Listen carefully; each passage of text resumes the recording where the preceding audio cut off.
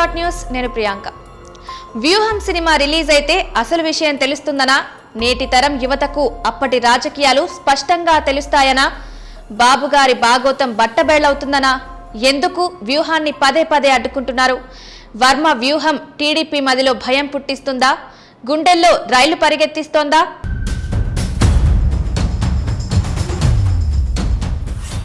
వ్యూహానికి మళ్లీ బ్రేకులు పడ్డాయి. వాస్తవానికి ఇప్పటికే రిలీజ్ కావాల్సిన వ్యూహాన్ని మళ్లీ అడ్డుకున్నారు.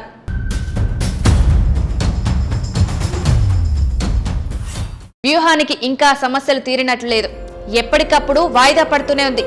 వ్యూహం విడుదలైతేనే శపథానికి రూట్ క్లియర్ అవుతుంది, లేకపోతే రెండూ ఆగిపోతాయి. వ్యూహం, శపథం సినిమాలతో వర్మ సెన్సేషన్ సృష్టిస్తున్నారు.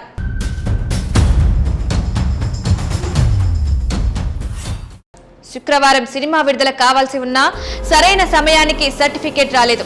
దీంతో మళ్లీ వారం రోజులు వాయిదా వేసుకోవాల్సి వచ్చింది. దీంతో మార్చిలోనే రిలీజ్ చేయాల్సిన పరిస్థితి ఏర్పడింది.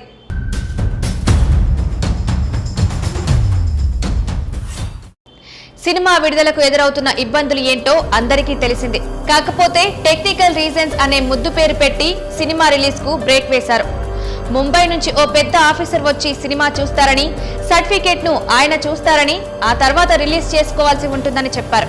అయితే ఇప్పటి వరకు ఎలాంటి అనుమతి లభించకపోవడంతో సినిమా విడుదల వాయిదా వేసుకోవాల్సి వచ్చిందని దర్శక నిర్మాతలు చెబుతున్నారు.